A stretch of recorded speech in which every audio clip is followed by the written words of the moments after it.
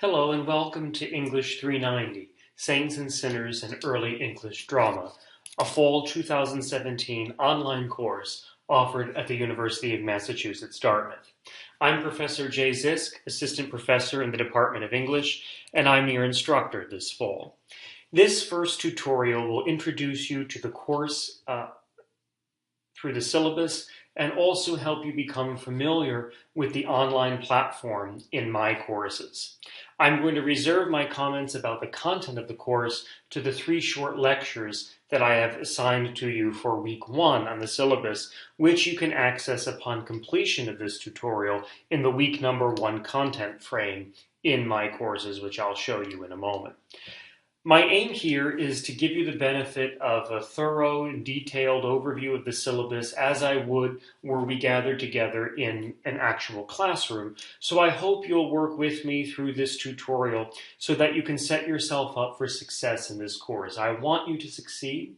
I see you as fellow collaborators and fellow scholars in this endeavor, and I'm happy to say that we're a small group of just a handful of students, so it should ensure a very interpersonal and intimate online community where we can share our ideas and constructively debate insights and views related to early English drama. So what I would invite you to do now as you work with me is to access the course syllabus. You should already be familiar with the My Courses platform because you've accessed this lecture.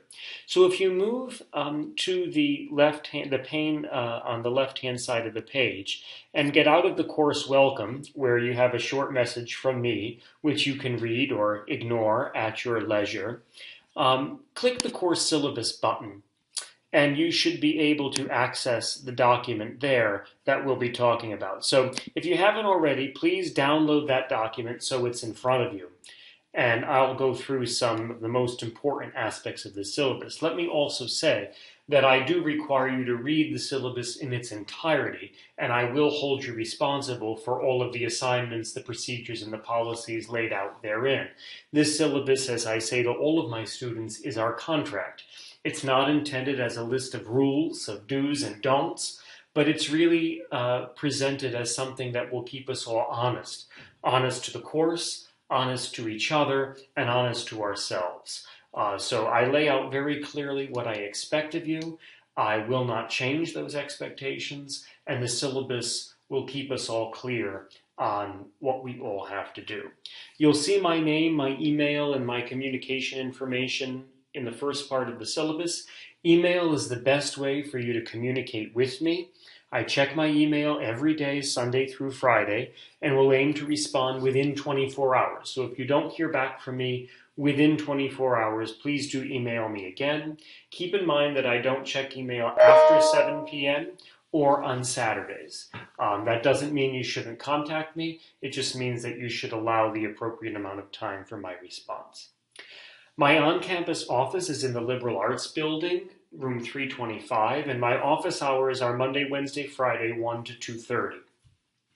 While I don't require you to, I am very happy to meet with any and all of you in my office hours to talk about your performance in the course, to discuss any of the topics or any of the plays further. Some of you might feel that you become really interested in a topic or a text and you don't have enough time to explore it online or through the discussion thread. I'm more than happy to talk with you in office hours about that or about your final papers or about anything at all. Likewise, I'm very happy to set up a phone conference or a Blackboard Collaborate virtual meeting.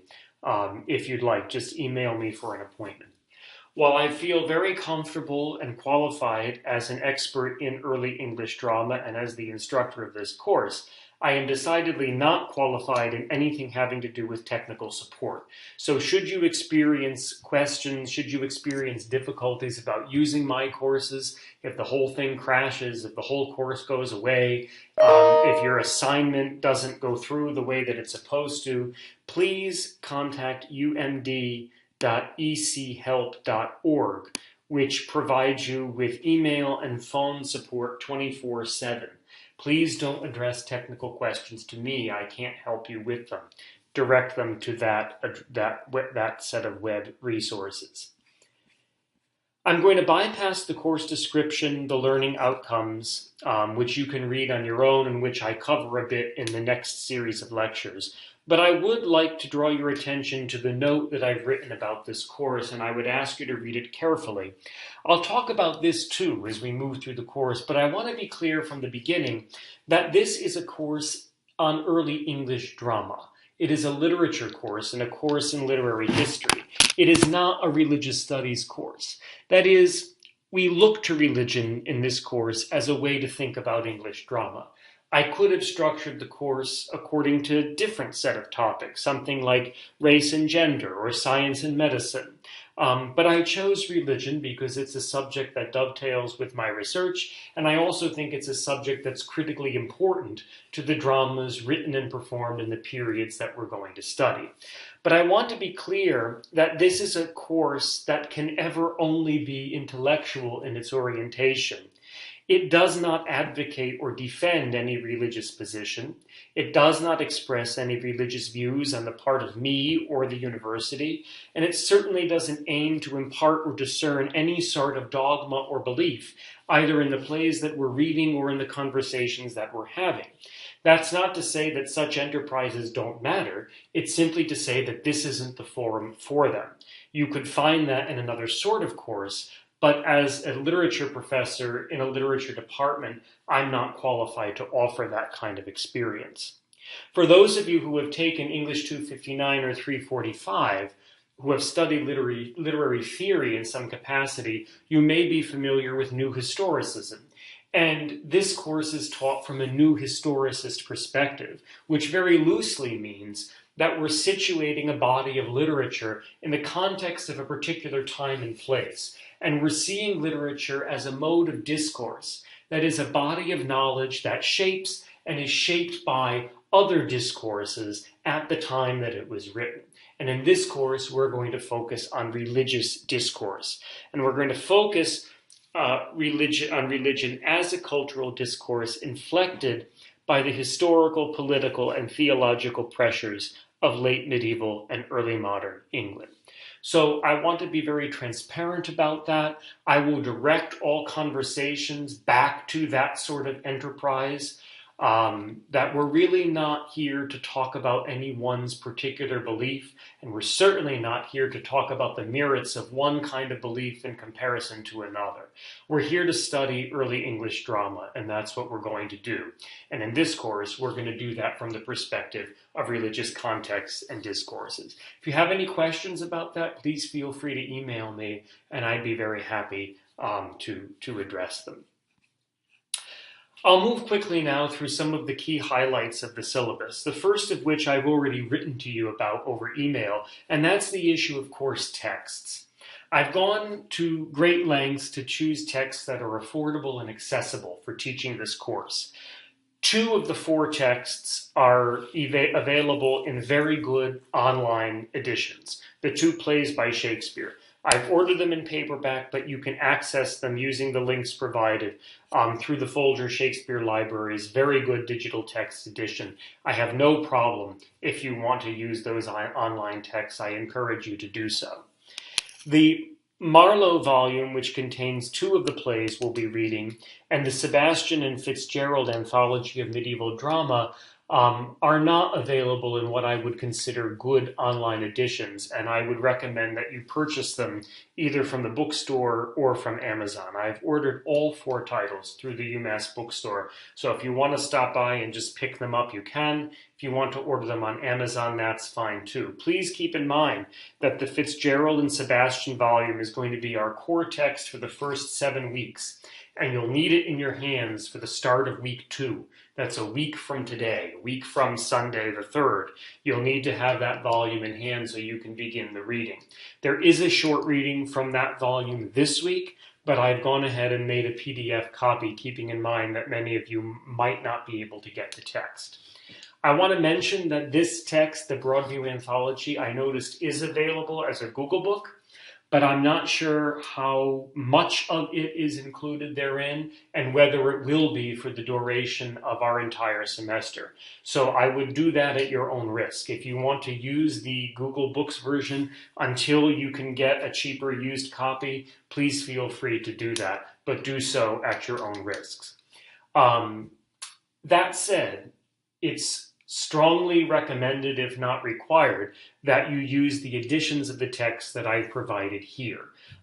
These dramas have been heavily edited over time, and if you purchase or use a different edition, you're going to find yourself lost or confused, both when you're reading, because the notes may not be as up to date as the ones are in these editions, and the line numbers, the references, the page references won't be the same. So please, whatever you do, use the editions that I've ordered for the course. The next major thing I want to address is our course structure and routine.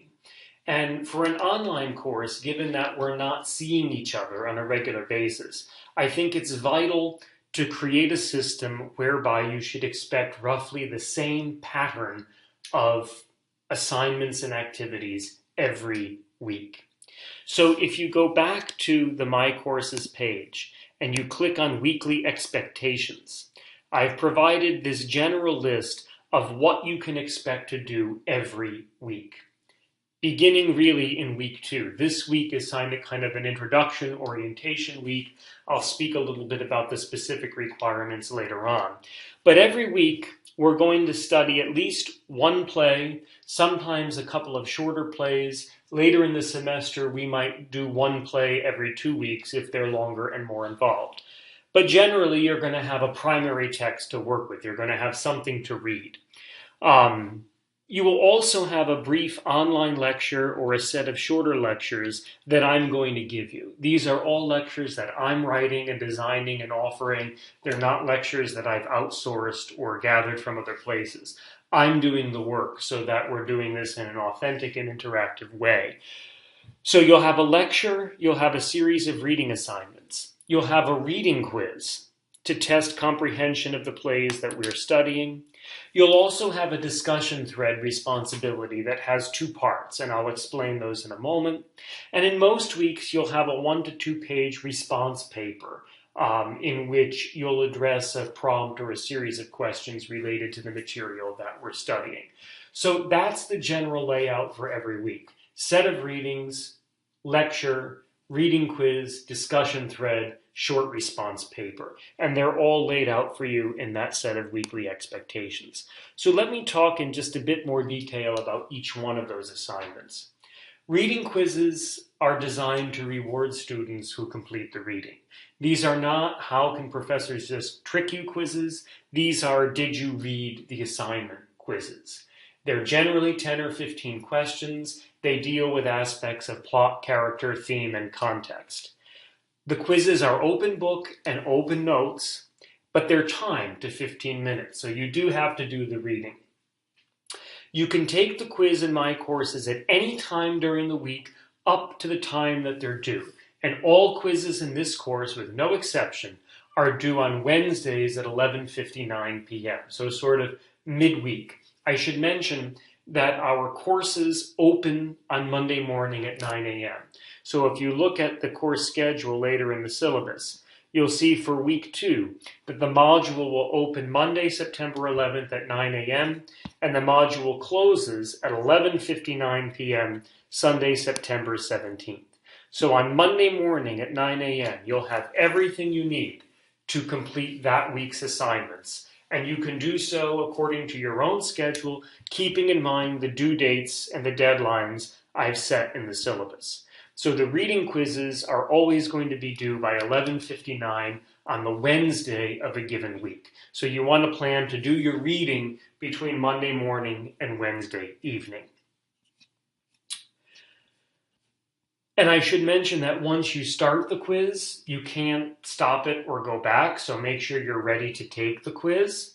And then also, quizzes cannot be made up. The course moves too fast. There's too much to absorb and take stock of. If you miss a quiz, it's a 0, no questions asked. Please don't ask me to make up a quiz.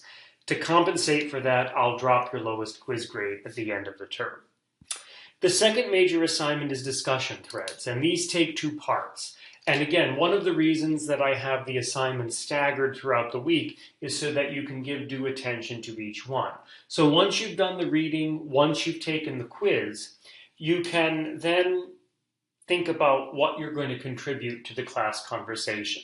So by Friday of every week at 11:59 p.m., you will have to post an original contribution of about 150 to 200 words. And for every play, I'll give you a set of questions to think about.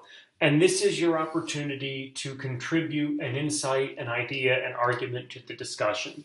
That idea, that insight, and that argument needs to be substantive, and it needs to be anchored in textual evidence. It's not a book review. It's not a theater review to say, I really liked this play or I really didn't like this play.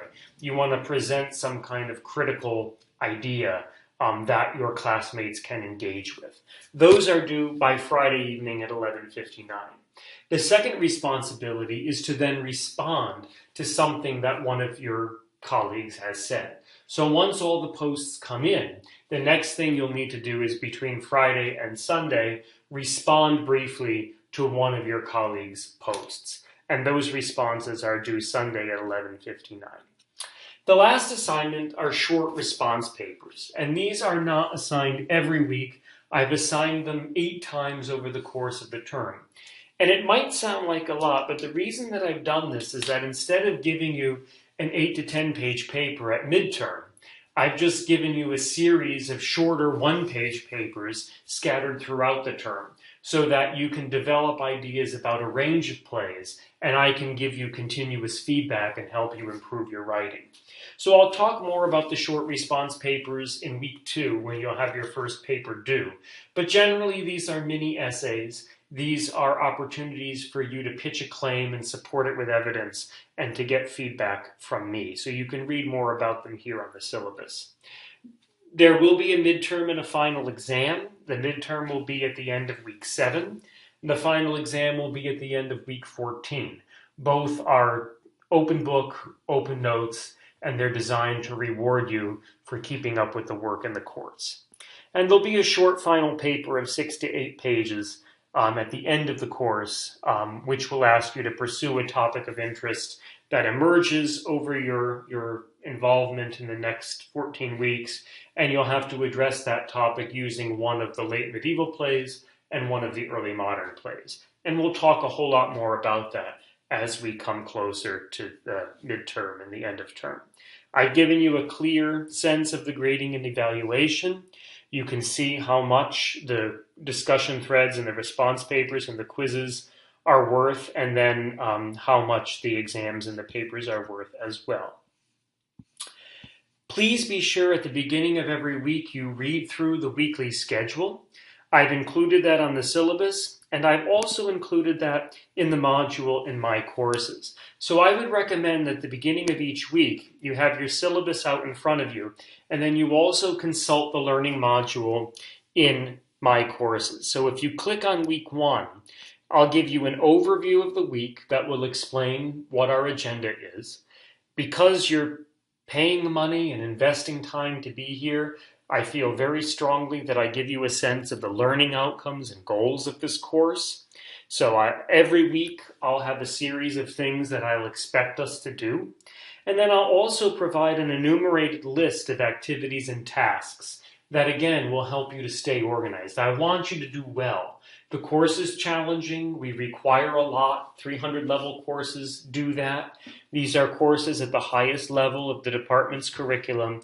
But I want you to be able to stay ahead of things. And I want you to have the sense that if you mark off all 6 items on this list for week 1, you've done your job and you don't have to worry about falling behind.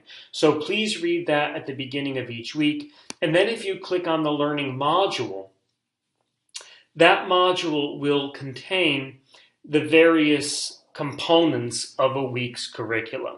So I'll give a module overview. The module will also contain any reading that's assigned. So for week 1, I've assigned you a short chapter from David Castan's A Will to Believe, which you can access, which you can download from the My Courses page. There's the reading right there.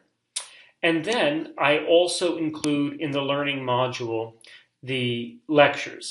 So for week 1, you will have 3 lectures, and you can access the lectures right in the learning module again. So if you go to that side pane, which appears to have escaped me at the moment,